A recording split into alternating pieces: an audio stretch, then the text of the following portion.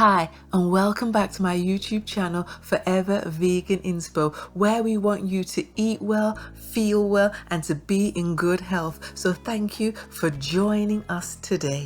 We're going to be making a simple yet very nutritious breakfast smoothie. Our ingredients for the breakfast smoothie is 120 grams of frozen strawberries, 100 grams of rolled oats, 3 bananas, one of which is frozen, a pinch of cinnamon, and a teaspoon of date syrup.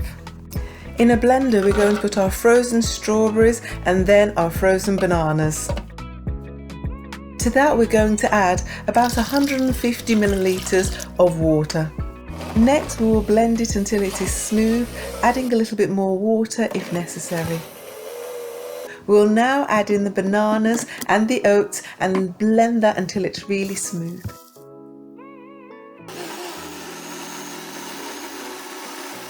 Finally, we're going to add a dash of cinnamon and our teaspoon of date syrup. Here we have our super simple, super nutritious, super tasty breakfast smoothie.